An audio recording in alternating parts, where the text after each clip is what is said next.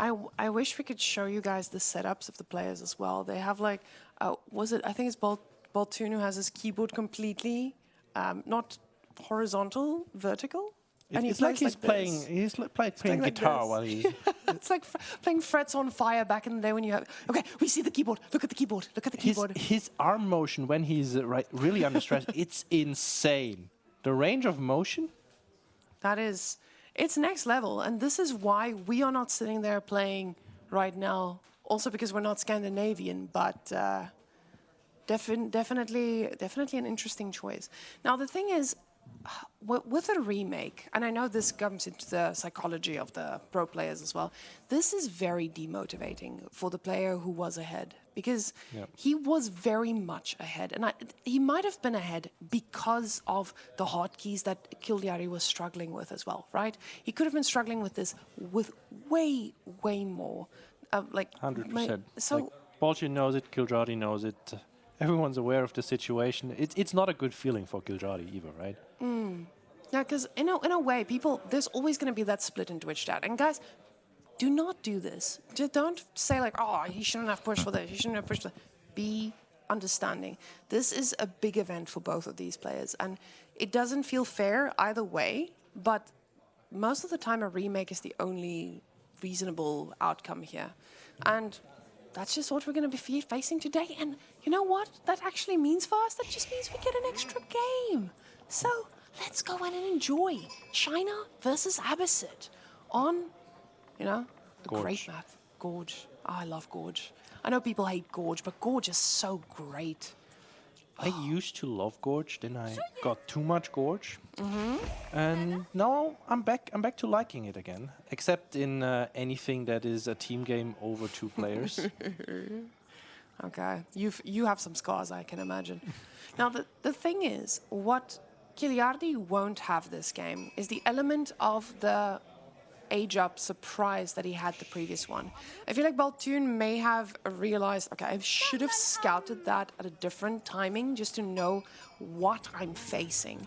So in a way, Baltune needs to also, I mean, I'm looking at that face and he's just like, tra-la-la, sheep. But you can see he needs to go and see what he's playing against. Because if he gets another culture wing, it's not going to hit the same. Because now Kiljardi, he already played that card. So I don't know if we're going to get 2 TC from both players again, but I would love it if they match it up now. Like just a little bit of a change, maybe fake out the old strategy and then go for a new one. I mean, I'm assuming Baltune to still just go immediately into Song, because it's just very potent.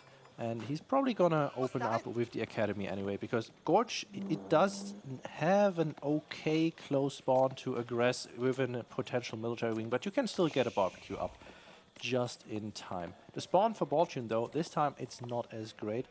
There is no food right there where his gold wheels are over there. He does have the, he has the deer on the other side close to his berries, and the boar all the way in the corner. So Imperial Academy coming out yet again, and again the culture wing. Oh my goodness, the man, he does not switch up. He believes in this. He believes in this. I mean, again and again. Kiljardi has all of these super clean builds. I'm assuming this is just premeditated. He just says, this is good versus China on this map. I'm gonna do that. So what I'm expecting to see from Kiljardi is a little bit more of an aggressive play. Again, he did not make any units until Castle, I believe. Oh yeah. Oh yeah, he made down one archer. That went heroically to scout the backline of Baltune. I loved it. You know what Beastie once told me? You don't need 20 archers to go poke your opponent.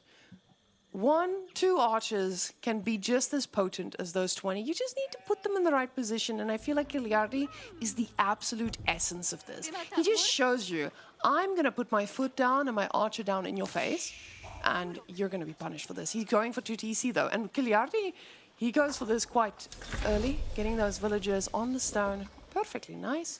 Let's see if Baltune has the same idea. He does have that... the Barbican resources almost ready. I mean, he's moving out right now towards that deer camp with the berries next to it. So yeah, he's gonna drop that there. for the Song Dynasty, and then I'm just gonna assume he's gonna go 2TC again. We do see fresh foodstuffs being clicked instantly as well. And now the question is just, where does he put his second TC? His spawn slightly different this time. The wood line not really protecting the farms like it did earlier. So this is not going to be that same easy position for him. If he put it the other side, sure, but the golds are just so far away. I feel like with the positioning we saw the last time, because the stone is right next to the gold right here, he's just gonna move his villagers one tile to the left and immediately drop it right there. And he could potentially push in the deer, but I feel like Kiljardi will be the aggressor in the early stages, unless Baltune switches it up now and does not go for the 2TC, but he's already on stone. Now, when I see Kiljardi going for 2TC, after seeing all his games previously, I just am so scared of his late game. I know last game, yeah, he lost a lot of units to a keep, but, you know, hotkeys and stuff, I would not want to play a late game against this man. He strikes fear into my heart. But Baltune, he is also a guy who's versatile. I just don't know if he... Baltune doesn't scare you? I mean, Baltune scares me, but he scares me a little bit less than Kiljardi, purely because of Kiljardi's like stoic looks. Oh, this nice man... move here by Baltune. He's gonna lame those deer at the front. Push them apart. No chance for Kiljardi to push them anywhere in. I like this. I like this second TC on the gold, though. And I know we saw this earlier as well. But it just makes that gold feel that so much safer when you're busy going for that castle. Now, he does have 8 on wood still, which, I mean, could that mean that he's just going to plop down a few military buildings? I think he just... and again, we're going to see that sneaky archer running up to his opponent. But he's put all his villagers back on that gold again. So I don't know if this is a gentleman's agreement to play the same early game as they had before. I mean, he knows that Baltune's scout is right there. So this could very well be a gentleman's agreement. And there's the preservation of knowledge only coming in now. I mean, he did not get any other technologies, right? He rushed up that golden age, get it as fast as possible right after the second town center. And on Baltune's side of things, oh, he's gonna go in with the scout. That's a choice you can make. I mean, I've done that, scout. Baltune. I rest in pieces, that scout, but he saw what he needed to see. He saw some villages, he saw a TC, and then he saw him a little bit too hard. Kiljardi almost responding with the same answer, and that singular archer heading towards Baltune's base, but this time he doesn't have a scout to know. Yeah, he's gonna come in with the archer from the top. He's gonna move the scout to the bottom side here, just checking what Baltune is up to. I mean, he knows Baltune was not on the gold just now. He sees the tower go up on those deer vills now. I mean, this still somewhat screams to you that Baltune is not being aggressive. He's just gonna boom away with song. And the archer sees the tower and has to back off for now. So yeah. Now, Kiljardi knows everything. He has full access. the thing is that archer running around that way, he's just not going to run into the same things he did. You know, it's a different map, but gentleman's agreement, who knows? He's just sending the archer exactly the same way. But the tower doesn't reach all the way. Unfortunately for him, that archer is still going to be quite annoying. It makes me feel like one of those camels that just comes out from Abbasid, just making your life absolute hell. And that's the problem with you having a very defensive tower, because that's what that is. That's a defensive tower. It just doesn't have that same reach that you need. But he does have 50 stone right now, so is he going to get that upgrade so it does reach? Oh. I mean, he wants to avoid that if he can. This is just a little bit of a drain on his micro, because he would have to pull back the villager every single time, and that's what he's gonna do now. There's the arrow slits, actually, hand cannon slits, in fact. And Kiljardi has already clicked up to Castle Age. This time we have a barracks all the way at the front, and Baltune's scout is dead. Yeah, no, the thing is, if he expects this to be a similar game, he knows there's a barracks coming. There's going to be a few units heading towards your base in some time with the military wing coming in. Baltune is not far from aging up himself, though, but this archer is so annoying. But not for long. He's lived a good life, but... I mean, the archer stays alive. That's good for the archer. Love it. But Baltune trying to bait it out. Immediately when the hand cannon slits come in, he puts 5 villagers in there. But Kiljardi is on the ball. He sees that one coming and moves away. Really great reaction there. And Kiljardi now just getting more and more archers. They're going to be annoying, but they're not going to be able to reach those gold vills anymore. So the emplacement's just really, really valuable. And now with the tower down there too, just to protect that deer pack. Oh, I say tower, but it's a barbecue. I almost said a Berkshire. Ooh, wrong civilization. Got a little bit of a switch up. Baltune is dropping a stable behind his main town center. In the back where it can't... Never mind. No, and he swapped it to the racks. He is playing consistently. But the clock tower is coming. And will we be seeing another nest of bees getting caught out? Only time will tell. Kiljardi immediately with the massive Gulam production. 5 in the queue. And he's adding in crossbows as well. Astronomical clock tower though coming in with 7 vills on there. And Baltune is also walling up the relics this time. But Kiljardi, he's just tuning into his name this game. You can see that's a lot of units coming out very, very, very quickly.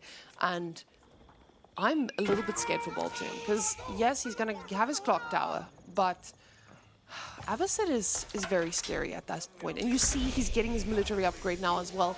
This is going to mean that his infantry do take a little bit of they have a little bit of extra beef for the fights. It's a very aggressive ram there by Kiljardi coming in from the top side, like the opposite side of where Baltune's fortification is. So this is a great choice. And there's also the Imperial Academy. It is protected by the main town center, but you can get on the production if you come from this side. And pushing Baltune off the gold. The other gold is all the way at the edge of the map in the southeast. Yeah, this is the problem with this spawn. Now, they remade the game, but it doesn't mean the spawn's the same. The gold now it's a very different game for him. He is getting now 2 lances, but there's no gold for upgrades. There's no gold for Nest of Bees. Yes, you do have this passive kind of gold that you're getting from, the Imperial officials, but you don't have those upgrades that you had earlier either. So this is not the same Baltune we saw. You can see him shaking his head in his camera. He knows this is going to be a much, much tougher game. Last game was so much better for Baltune. He had way more sheep in the first place, and his spawn was also a lot better because his resources were clustered in one direction. He could focus in that. His barbecue was also in that direction. And now Kiljardi is just knocking at the door, and Baltune can only answer with spears for now. As you said, the lack of gold that he needs for the upgrades, for the blacksmith upgrades that he doesn't have at all. And he's just trying to get a little bit of population up, because that house going down was quite annoying. But now that one ram, you can't do anything about it. You're stuck between a ram and another hard place. And now Baltune trying to get that Lancer out just to do a little bit of pressure on the map. But Kiljardi has units in position already.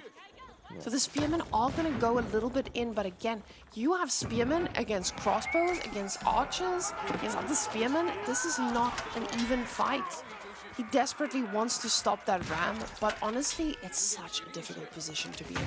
He's floating 600 gold right now. I just don't think he has anything to spend this on. He doesn't have his blacksmith set up, and the Lancer does get a little bit of damage done there, but... First will kill on the board goes to Baltune, who is a little bit in trouble, as you said, at home. He needs a Nest of Bee. He's getting some crossbows as well, but his production is just idle for the most part, because he doesn't have the resources. Kiljardi cutting him off at the top, attacking him at the bottom, and now Kiljardi is going for those relics. Has a second one coming home already, and Baltune was not able to secure himself even one. And this is the difficult part of playing against Abbasid. Once they do get going, and they do still have all those pocket resources without being contested, it's so difficult to come back. Because you can see the army count, as we always said in StarCraft, the supply does not lie, and the supply is telling a story. See if Baltune can snack on a few. He's just holding that relic in desperation. I mean, there's unless your opponent does not pay attention, there is not really. Oh, there was that moment of hesitation where he thought, well, maybe I can't do this, but the monk was already at half health, so he just commits. And unfortunately, with that monk going down, the army is split. So maybe Baltune does have the ability to pick off a few units here, but they're about to reinforce one another, and this is not going to be an easy fight for him. The Buell Barrow only being clicked up now, much later than our previous game. Kiljardi knows he doesn't need to take this fight, so he's just not going to do it. Wait for all of his reinforcements to arrive, and now Baltune has to run away, because the numbers are just not in his favor at all. First range defense coming in against the crossbow masters Kiljardi has. And there's the nest of B.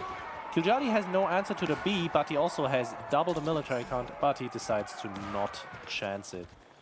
Now, this is one of those awkward positions that you're in as China. You just don't have that siege advantage just yet. You have singular B, and it needs to do so much work. One shot is just not going to do that much against the Ghulams. And they're going to be able to fight another day, and the Springald gets queued up. Unfortunately for him, a Springald is exactly what he needs to get rid of that B. But the B does take 3 shots because it's from the clock tower. But we do see a lot. Ooh, look at that Lancer doing work. 5 villager kills. He's doing a little bit of aggression. Yeah, I mean, Baltune is in a corner, you could say, so he needs to get some edge somewhere. The raids are good, but he also needs a solution to fight this. This nest of B is very far forward. This is a control group issue. The man, unfortunately, sent the B a little bit too far. The crossbows are going to try and save it, and he probably will. But he needs to back off. This army is just so much bigger. The Barbican providing that support that he so desperately needs. But the B is in danger. There's no villagers around to repair this. There's some moving from the top now, but the nest of B gets taken out. And that was one of Baltune's main defenses, immediately queuing another one here. But Kiljardi is just going straight under that town center, knowing there is no army to fight him here, really.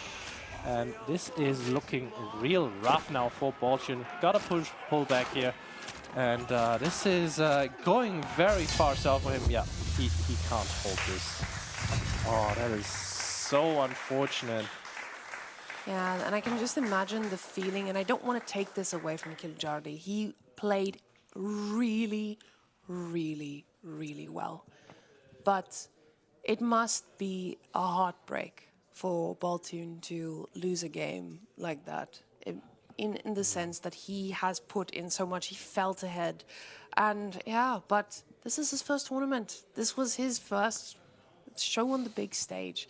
And I don't think this is the end of Baltune's career here. This man is going to come in swinging. He's been taking down top players. This guy, Kiljardi, Baltune, both of them, just absolute chads in Age of Empires. Look at our resources gathered. Not the same graph as we would have seen from the last one, but we do see those age-up timings being pretty much on par. And that one singular archer just causing so much havoc. And I'm going to take this from Kiljardi's book, and I'm going to write down, hey, make that archer, put it somewhere, force your opponent to react. So, yeah, Kiljardi with the 4 relics as well. Oof.